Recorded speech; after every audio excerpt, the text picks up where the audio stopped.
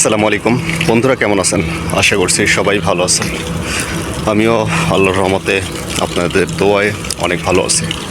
বন্ধুরা, এই মুহূর্তে আমি আছি ঢাকা রপ্তানি প্রক্রিয়াকরণ এলাকায়। এখন আজকে শুক্রবার, জুম্মার নামাজ পড়ে আসলাম। সবাই জুম্মার নামাজ পড়ে হাঁটতেছে একটু রপ্তানি প্রক্রিয়াকরণ এলাকার ভিতর দিয়ে, কারণ এলাকাটা খুবই নিরিবিলি, শান্তশিষ্ট পরিবেশ। তো বন্ধুরা, আজকে শুক্রবার থাকা সত্ত্বেও আমার অফিস খোলা, যার কারণে আমি অফিসেই আছি। এর জন্য ভাবলাম যে আপনাদের সাথে একটু কথা বলি। তো আসলে এই পিজেডের পরিবেশটা খুবই সুন্দর, ঘুরে বেড়ানোর মতো একটা জায়গা, যার কারণে এই পিজেডের বাইরে বিশেষ করে শুক্রবারের দিন বেড়াতে খুব ভালো লাগে। তার কারণ শুক্রবারের দিন অধিকাংশ কারখানাগুলো বন্ধ থাকে। দেখুন কত সুন্দর পরিবেশ। বন্ধুরা, আজকে আমি বাংলাদেশের গার্মেন্টস কারখানার প্রেক্ষাপট নিয়ে কিছু কথা বলবো। আসলে বর্তমানে বাংলাদেশের গার্মেন্টস শিল্পটা খুবই মন্দ অবস্থা যাচ্ছে। বিশেষ করে আশুলিয়া, সাভার, ঢাকা, মিরপুর, গাজীপুর এবং নারায়ণগঞ্জের বিভিন্ন কোম্পানিগুলো বন্ধ হয়ে যাচ্ছে। তো আমি শ্রমিক ভাইদের উদ্দেশ্যে কিছু কথা বলবো। সেটা হলো,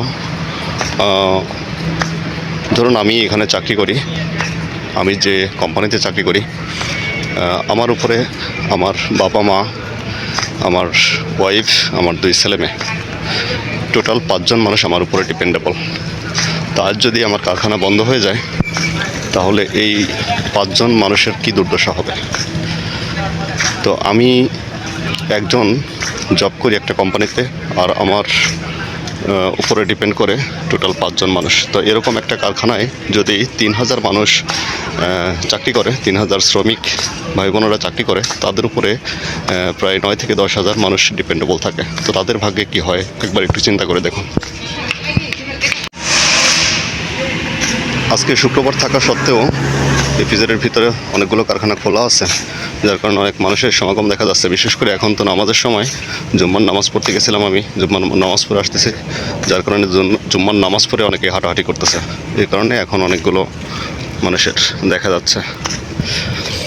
তো যেটা বলতেছিলাম শ্রমিক ভাইদের উদ্দেশ্যে, তো আপনারা যেভাবে আন্দোলন করতেছেন বিভিন্ন দাবি দেওয়া নিয়ে, আসলে আপনারা কার ইন্ধনে বা কার কথায় এই আন্দোলনগুলো করতেছেন এটা আমি জানি না, তবে এটা ঠিক হচ্ছে না আমার মতে। তার কারণ আপনি একবার চিন্তা করে দেখুন আমার মতোই, যে আপনার একার যদি চাকরি বন্ধ হয়ে যায়, যদি আপনি চাকরি না থাকে আপনার, তাহলে আপনার উপরে কতগুলো সদস্য, কতগুলো মানুষ আপনার পথ চেয়ে থাকে, আপনার দিকে তাকাইয়ে থাকে। আসলে এগুলো করাটা মোটেই যুক্তিসঙ্গত নয়। ইদানিং দেখতেছি ঢাকার বিভিন্ন জায়গায় শুনতেছি, ঢাকা, নারায়ণগঞ্জ, গাজীপুর প্লাস সাভার, আশুলিয়া, বিভিন্ন গার্মেন্টস ফ্যাক্টরিতে শ্রমিকরা আন্দোলন করতেছে। আর যার পরিপ্রেক্ষিতে হচ্ছে কি, গার্মেন্টসগুলো বন্ধ হয়ে যাচ্ছে। তো এই গার্মেন্টসগুলো বন্ধ হয়ে গেলে আসলে কাদের ক্ষতি? গার্মেন্টস মালিকের কিন্তু আসলে কোনো ক্ষতি নাই। তার কারণ তাদের একটা ফ্যাক্টরি বন্ধ হয়ে গেলে তাদের অনেক টাকা আছে, তাদের ইন্স্যুরেন্স করা আছে। ফ্যাক্টরিটা বন্ধ হয়ে গেলে এটা সম্পূর্ণটা ইন্স্যুরেন্সের উপরে চলে যায়। কিন্তু একজন মানুষের চাকরি চলে গেলে আসলে ওই একজন মানুষের দিকে যে মানুষগুলো চেয়ে থাকে, পথ চেয়ে থাকে, তারা কিন্তু বঞ্চিত হয়। তো আসলে এটা করা ঠিক নয়। আমি মনে করি যদি সুষ্ঠুভাবে সবাই, আমরা সব শ্রমিক ভাই বোনেরা যদি কাজ করি, তাহলে আমাদের পরিবারগুলো ভালো থাকবে, আমাদের দেশ ভালো থাকবে, দেশ অর্থনীতির দিকে অনেক এগিয়ে যাবে।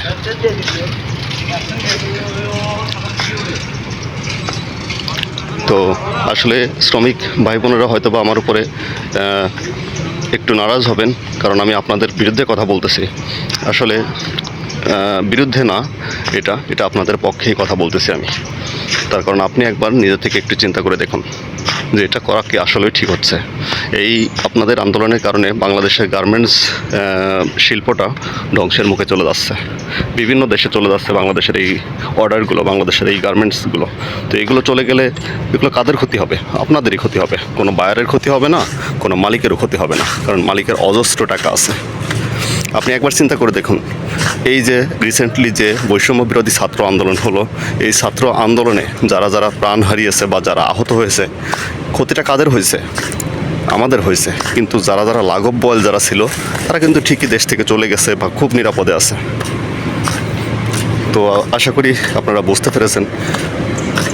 আর আমি শুধু শ্রমিকদেরই বলবো না, গার্মেন্টস মালিক পক্ষের যে সমস্ত উদ্যোক্তা আছেন তাদেরকেও আমি বলছি, আসলে আপনারাও বাংলাদেশের সংবিধান অনুযায়ী, বাংলাদেশের শ্রম আইন অনুযায়ী, বাংলাদেশের ব্যবসা আইন অনুযায়ী আপনারা যদি গার্মেন্টস পরিচালনা করেন, একটা গার্মেন্টসের পরিবেশ যদি সুষ্ঠু ও সুন্দরভাবে তৈরি করেন, তাহলে আপনাদের গার্মেন্টসের শ্রমিকগুলো কিন্তু আন্দোলন করবে না, তারাও ভালো থাকবে, আপনারাও ভালো থাকবেন।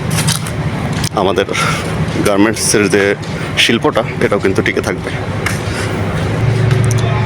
তো আমি মনে করি যে এই গার্মেন্টস শিল্পের যে উদ্যোক্তা যারা আছেন, আপনারা যদি সঠিক হন, যদি যেরকম ব্যবসা নিয়ন্ত্রণ করে, এই ঢাকা রপ্তানি প্রক্রিয়াকরণ এলাকায় কিন্তু এর আগে কখনোই গত এক যুগের মধ্যে আমি এরকম কোনো আন্দোলন বা কোনো কিছু দেখিনি। তার কারণ এটা ব্যবসার আইন অনুযায়ী চলে। ব্যবসার যে ল আছে, শ্রম যে আইন আছে, বিজিএমের যে আইন আছে, এই সমস্ত আইন কানুন মেনেই কিন্তু ঢাকা রপ্তানি প্রক্রিয়াকরণ এলাকায় যে সমস্ত ফ্যাক্টরিগুলো আছে, কারখানাগুলো আছে, এই কারখানাগুলো কিন্তু চলে। আর এই কারণে কিন্তু এখানে আন্দোলনের নামে কোনো কিছুই হয় না, সবাই ভালো আছে, এখানকার শ্রমিকরাও ভালো আছে, মালিক পক্ষরাও ভালো আছে। তো আপনারা যারা রপ্তানি প্রক্রিয়াকরণ এলাকার বাইরে যে সমস্ত কারখানাগুলো আছে, আপনারাও যদি এরকম বাংলাদেশের শ্রম আইন অনুযায়ী বা বিজিএমইএ বিকেএমই এর আইন অনুযায়ী আপনারা আপনাদের গার্মেন্টস শিল্পটা পরিচালনা করেন, তাহলে কিন্তু এরকম আন্দোলন বা এরকম সংকট কিন্তু আর দেখা দিবে না। তো যাই হোক, আমি আর কথা বাড়াতে চাচ্ছি না এই সমস্ত বিষয়ে, সামান্য একটু মেসেজ দেওয়ার ছিল, মনে করলাম বাংলাদেশের যে পরিবেশ পরিস্থিতি গার্মেন্টস শিল্পের, তো একটু কিছু কথা বলি। তো এখন আমি আমার অফিসে যাব, তো চলুন আমার অফিসের পরিবেশটা একটু দেখাই। আসলে এরকম পরিবেশ থাকলে কার না ভালো লাগে, কার না কাজ করতে মন চায়। তো আপনারাও এরকম পরিবেশ তৈরি করুন, তাহলে সবই ভালো থাকবে। আমার কোম্পানিটার পরিবেশ খুবই সুন্দর।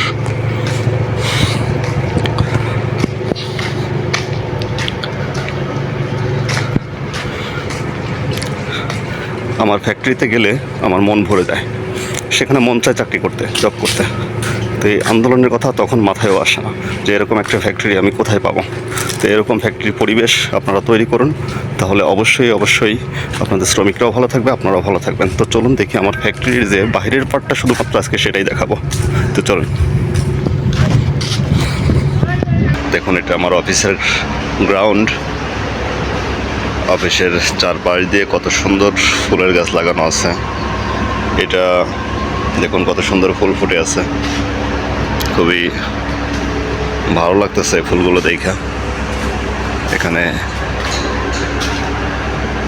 সব ধরনের ফলের গাছই আছে, লিচু গাছ, আম গাছ, আবার ফুলের গাছও আছে।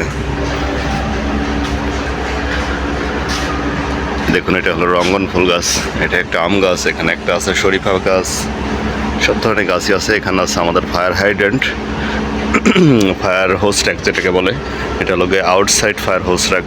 যদি ফ্যাক্টরিতে বা আমাদের অফিসে যদি অগ্নিকাণ্ড ঘটে, আগুনের কোনো সূত্রপাত হয়, সেক্ষেত্রে আমরা এখান থেকে পানির মাধ্যমে আগুন নেভাতে সক্ষম হব। খুবই সুন্দর একটা পরিবেশ বন্ধুরা। এমন একটা পরিবেশে আসলে জব করতে কে না চায়। আমার সবচেয়ে বেশি ভালো লাগে আমাদের এই কোম্পানির আউটসাইডের যে বাউন্ডারি, যে ইয়েগুলো, গাছগুলো। আপনারা সবাই জানেন যে আমি গার্ডেনিং একটু বেশি পছন্দ করি, গাছ টাছ এগুলো একটু বেশি পছন্দ করি, যার কারণে এটা আমার খুব ভালো লাগে। এই যে দেখুন, এখানে কাঁঠাল গাছ আছে, অনেক ধরনের ফলের গাছ আছে, আবার সাথে ফুলের গাছও আছে। আসলে অনেক ফুলের নামও আমি জানি না। এটা রঙ্গন ফুল, যে এখানে একটা আছে গোলাপ ফুল, এপাশে একটা ফুল গাছ আছে, আসলে এটা কি ফুল এটা আমি নিজেও জানি না। তো মোটামুটি খুবই মনোরম একটা পরিবেশ, আর এই পরিবেশে জব করতে আসলে সবারই ভালো লাগে, সেরকম আমারও ভালো লাগে। তো সব কিছু মিলাই আল্লাহর রহমতে অনেক ভালো আছি। তো সবাই দোয়া করবেন আমার জন্য, যাতে খুবই সুনামের সাথে আমার কর্মস্থলে আমি কাজ করে যেতে পারি। তো আসলে আজকের ভিডিওতে ওরকম কোনো কিছু দেখানোর ছিল না। তো ভাবলাম আপনাদের সাথে একটু গল্প করি, আমার অফিসের গ্রাউন্ডটা একটু দেখাই আর কিছু কথা বলি। তো আজকে এ পর্যন্তই, আর কথা বাড়াচ্ছি না। বন্ধুরা সবাই ভালো থাকবেন, সুস্থ থাকবেন, সবার জন্য শুভকামনা। আল্লাহ হাফেজ।